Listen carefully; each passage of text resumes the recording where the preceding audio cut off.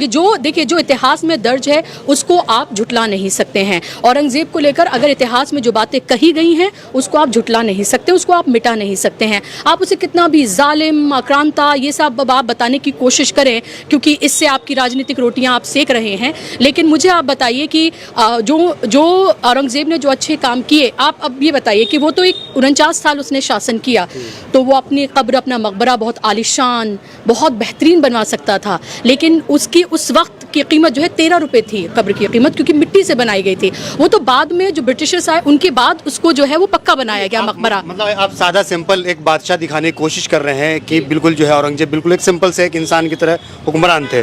तो वैसे तो मोदी जी भी अपना सादा सिंपल दिखाते अपनी जिंदगी को। नहीं, देखिए, एक शासक और एक राजनेता, इसमें ये बिल्कुल अलग अलग चीज़ें हैं।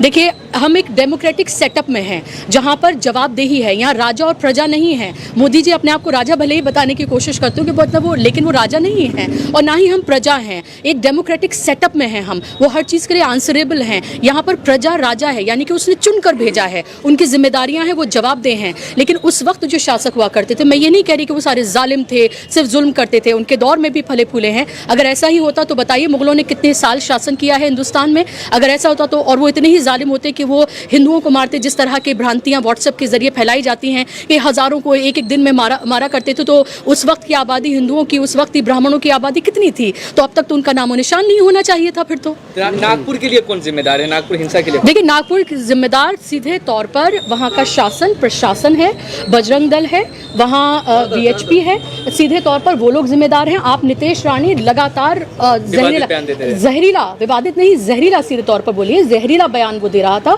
लगातार वो ये कह रहा था कि सरकार तो अपना काम करेगी, लेकिन जब बाबरी मस्जिद हुई थी तब कार सेवकों ने अपना काम किया था। तो आपने क्या कहा? आप उकसा रहे हैं, आप कह रहे हैं सरकार और कानून जो करेगा वो करता रहेगा, लेकिन आप कार सेवा की तरह चढ़ जाइए, आप मतलब उसको उखाड़ कर फेंक दीजिए।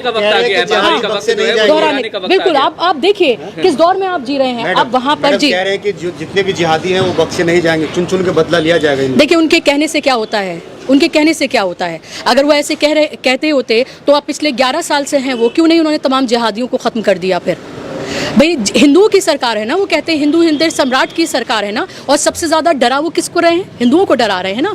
होली पर उन्होंने क्या किया? होली पर उन्होंने मुसलमानों को नहीं डराया, होली पर उन्होंने हिंदुओं को डराया कि आप अगर निकलेंगे तो ये हो जाएगा, मुसलमान आपके साथ वो कर देंगे। तो मुसलमानों से हिंदुओं को डराने का काम कौन कर रहा है? हिंदू हृदय सम्राट नरेंद्र मोदी जी, योगी आदित्यनाथ, जिनकी 56 इंच की छाती है, वही कर रहे हैं ना ये सब कुछ। संगीतकार मनोज मुंतशिर कह रहे हैं कि शौचालय बना दो, सब काम खत्म। वो अपनी ख्वाहिश पूरी कर लें, वो अपनी ख्वाहिश पूरी कर लें, और फिर उसके बाद, क्योंकि देखिए, अगर वहाँ से कब्र हटा दी जाएगी और वहाँ अगर शौचालय बना दिया जाएगा तो जितने भी देश के मसले मसाइल हैं वो सब कुछ हमेशा के लिए ख़त्म हो जाएंगे। तो एक बार वो अपनी दिली ख्वाहिश को पूरा करके देख लें। और कौन रोक रहा है? केंद्र में उनकी सरकार है, राज्य में उनकी सरकार है, तो उनको कौन रोक रहा है? डबल इंजन की सरकार है ना। और वहाँ पर महाराष्ट्र में तो वो भारतीय जनता पार्टी, अकेली पार्टी जो है, वो इतने बड़े बहुमत से आई है कि उनको दूसरी पार्टियों की इतनी ज़रूरत भी नहीं है।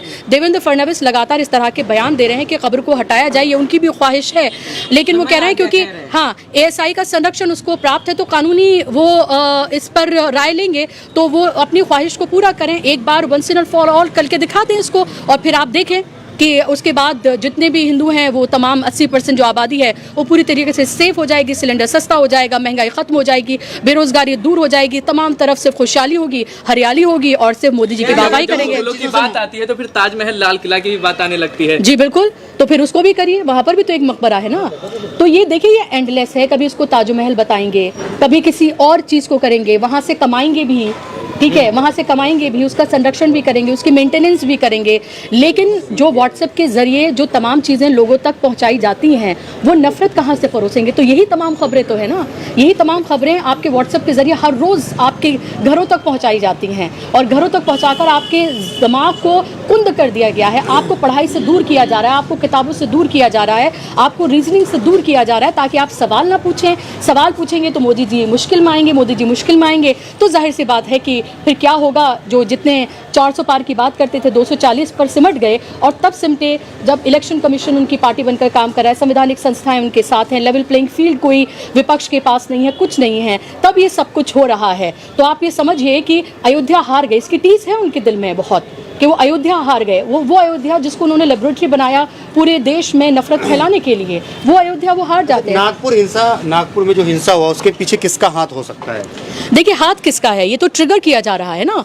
ये तो अगर ट्रिगर बार बार किया जाएगा, मुसलमानों को उकसाया जाएगा, अगर आयतें लिखे हुए उस पूरे कपड़े को, चादर को अगर उसको पैरों से कुचला जाएगा, उसको आग के हवाले किया जाएगा।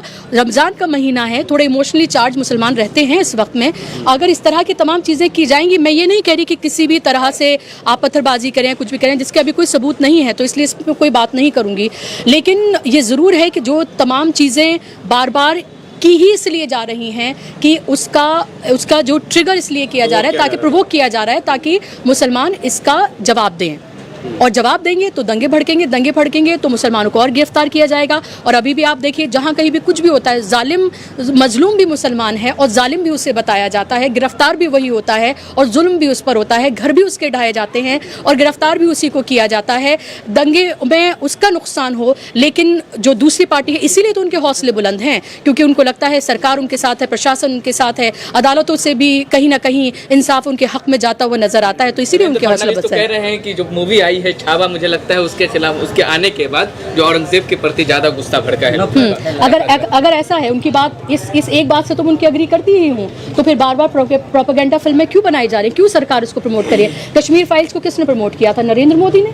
छावा को प्रमोट कौन कर रहा है? सरकार प्रमोट कर रही है। आज भी मध्य प्रदेश में तमाम कार्यकर्ताओं को, मंत्रियों को, सबको बिठाकर छावा दिखाई गई है। एक तरफ ये सब कुछ हो रहा है, यानी कि एक नागपुर से आपको तसल्ली नहीं मिली, आप मध्य प्रदेश में, आप उत्तर प्रदेश में, आप तमाम जगहों पर ये करना चाहते हैं, तो यही उनका मकसद है, यही वो करना चाहते हैं। और इस तरह की प्रोपेगेंडा फिल्म्स को बनाने का मकसद ही सिर्फ ये है। और अगर ऐसा है तो फिर आप फिल्म मेकर्स से सवाल पूछिए, जहाँ कहीं भी फिल्म वो चल रही है छावा, उसको बैन करवाइए, उसको बंद करवाइए और कहिए कि ये इतिहास से छेड़छाड़ की गई है इस फिल्म में, कहिए आपके इसके जरिए नफरत फैल रही है और इस तरह की फिल्में आगे नहीं बननी चाहिए। नीतीश राणे कह रहे हैं कि ये जो दंगा हुआ संयोजित था, क्योंकि अगर आप देखेंगे तो मुसलमानों की कोई नुकसान नहीं हुआ, जो सब दुकानें टूटी हैं, गाड़ियां जली हैं, सब हिंदुओं की हैं, ट्रक के ट्रक, पुलिसों पर हमला हुआ। सुनियोजित तो था, लेकिन ये दूसरी तरफ से सुनियोजित था, लगातार ट्रिगर किया जा रहा था, लगातार भड़काया जा रहा था, भड़काऊ भाषण जो हैं वो लगातार दिए जा रहे थे। और नीतीश राणा का की ये ऑडेसिटी है कि वो ये सब कुछ कह सकें, क्योंकि नीतीश राणा तो लगातार वो मंत्री हैं, वो कोई फ्रिंज एलिमेंट नहीं है,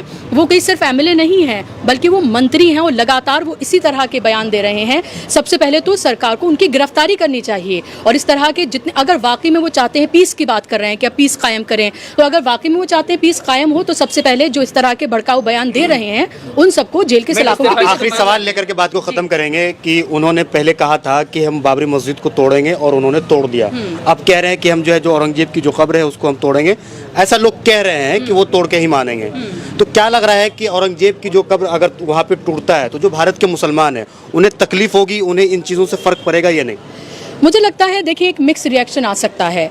जो मुसलमान औरंगज़ेब को किस निगाह से देखते हैं और उनके लिए वो उनकी हैसियत और अहमियत क्या है, तकलीफ़ हो सकती है, लेकिन मुझे नहीं लगता कि बड़े पैमाने पर मुसलमान इसको लेकर कोई रिएक्शन अपना देंगे। और ये रीजन वाइज भी डिफ़र करता है कि क्योंकि उनकी कब्र वहाँ पर है तो किसी वजह से है वहाँ उनकी कब्र, तो ये मुझे लगता है रीजन वाइज वो करता है। वो मुसलमान जो बाबरी मस्जिद पर जिस तरह का फ़ैसला आता है उसको सब्र कर खामोश हो जाते हैं। और तब ये कहा गया था कि एक मस्जिद की बात है। अब आप ये देखिए कि किस तरह से 40,000 मस्जिद की बात कर रहे हैं। संभल अब नया अयोध्या बन गया है और मथुरा काशी बाकी है, अयोध्या तो झांकी है। तो ये देखिए, कभी मकबरे, कभी मदरसे, कभी मस्जिद, इसी तरह से टारगेट ये होते रहेंगे। अब मैं पूछना चाहती हूँ उन अदालतों से, क्या उनको इस तमाम मामले पर सो मोटो नहीं लेना चाहिए था, स्वतः संज्ञान नहीं लेना चाहिए था, ये नहीं कहना चाहिए था कि इस तरह की फिल्मों पर पाबंदी लगे? जो लगातार भड़काऊ बयान दिए जा रहे हैं, क्या उनको हाईकोर्ट, मुंबई हाई कोर्ट या और तमाम जो है, क्या उनको उसको लेकर सामने नहीं आना चाहिए था? और विपक्ष की भूमिका पर भी सवाल है कि विपक्ष क्या कर रहा है। आपने एक बार ये नहीं कहा कि औरंगजेब के नाम पर ये जो नफरत हो रही है इसको बंद किया जाना चाहिए। आप भी लगातार शिवाजी महाराज इन सबको आप अपना हीरो बता रहे हैं, जाहिर सी बात है वो आपके हीरो होंगे, उसमें कोई दो राय नहीं है, लेकिन आप इसके लिए भी तो खड़े हुए कि जो भ्रांतियाँ फैलाई जा रही हैं, जो नफरत फैलाई जा रही है, जो औरंगजेब के जरिए मुसलमानों को एक तरह का जालिम, क्रूर बताया जा रहा है, क्योंकि कभी तो उन्हें हलाला के नाम पर, कभी अलग अलग तरह से, जो बातें मैं नहीं भी कहना चाहती हूँ, वो सब कुछ किया जा रहा है। तो ये तो आप ये देखिए, ये सिलसिला on and on and on ये चलता रहेगा। अभी बिहार में इलेक्शन है, अगले साल 5 राज्यों में इलेक्शन है, आसाम, पश्चिम बंगाल उनमें से एक है। जहाँ जहाँ उनकी सरकारें नहीं हैं, क्योंकि हिंदी पट्टी में सैचुरेशन हो चुका है, तो जहाँ जहाँ सरकारें नहीं हैं वहाँ वहाँ आप चाहते हैं वो उनकी सरकारें बने। कभी डिलिमिटेशन करके टारगेट करेंगे, कभी नॉर्थ और साउथ में बांट कर करेंगे, कभी अब आप ये देखें कि डिलिमिटेशन की बात की जा रही है, और डिलिमिटेशन कई तरीके से हो रहा है, नॉर्थ और साउथ में बांट कर हो रहा है, ताकि हिंदी पट्टी में वो अपनी सीटों को बढ़ा ले, वहाँ पर सांप्रदायिक ध्रुवीकरण करें, ताकि मुसलमानों की वोट की अहमियत जो है, दोयम दर्जे का नागरिक तो उन्हें ऑलमोस्ट बना ही दिया गया है कि वो अपने ऊपर होते जुल्म को एक तरह से सब्र कर खामोशी इख्तियार किया हुआ इसने।